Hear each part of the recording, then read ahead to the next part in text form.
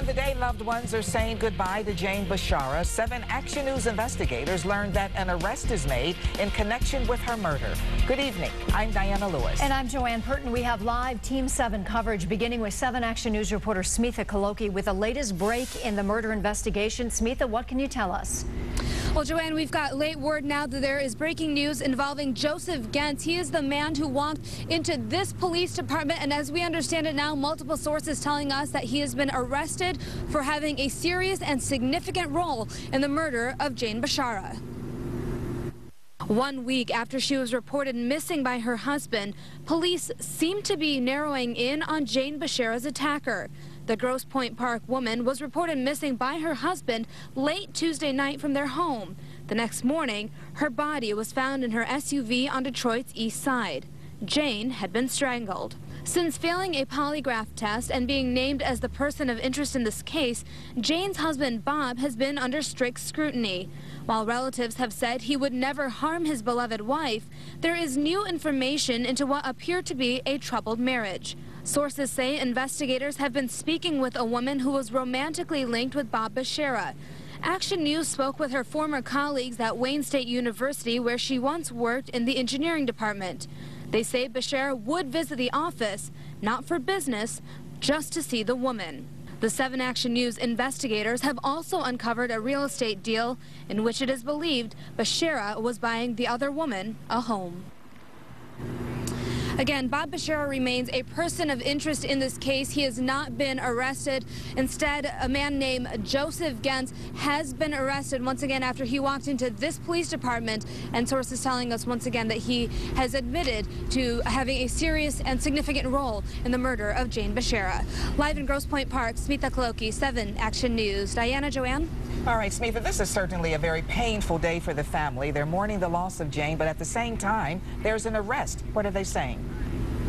Well, to be honest, they're not saying a whole lot at this moment. We reached out to both sides of the family. Bob's family did not return calls for comment. Jane's family did pick up the phone, but they said that they are shattered by this tragedy. They do not want to talk at this time. They are going to withhold comment as this investigation unfolds. All right. Thank you, Smitha. And for more details now on Gentz's confession to police, we go to 7 Action News reporter Tom Wade, who is live in the newsroom now. And Tom, what can you tell us? And Dinah and Joanne, multiple sources again, as Smitha said, have confirmed to us that Gentz confessed to this killing. What my sources are telling me is that he walked into that police station because he was convinced he was going to get thrown under the bus in this investigation if he didn't head it off at the pass. So he went in there and said, this is what happened. He confessed to basically committing the murder. Now, beyond that, we don't have a lot of detail, but police are convinced that Bashara was very involved in this killing. They aren't saying how at this point or how long this had been planned. But again, Gentz going in there and basically saying, look, it was me, I did it.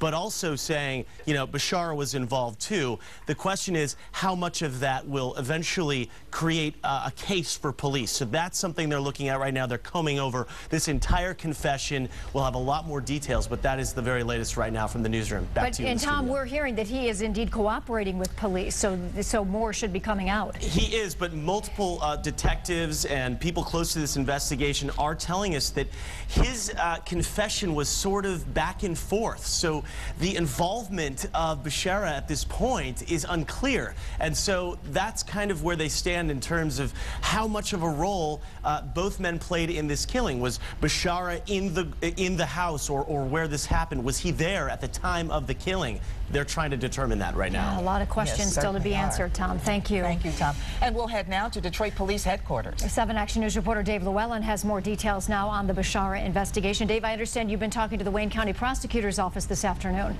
We have, as well as some Detroit Police Department sources, and we have additional new developments right now, Joanne. And within the last half hour, respected criminal defense attorney David Grimm was seen entering the Grosse Pointe Park home of Bob Bashara. And so that is another new development in this ongoing case. Another day with an awful lot of work by police agencies. It's a joint investigation with Detroit police and homicide detectives leading the way. That would include preparing the documents that will go to the Wayne County prosecutors seeking warrants. As of this afternoon, Kim Worthy's office has not received a warrant request in the case, according to a spokesperson. And nothing is expected today as the investigation into the death of Jane Bashara continues.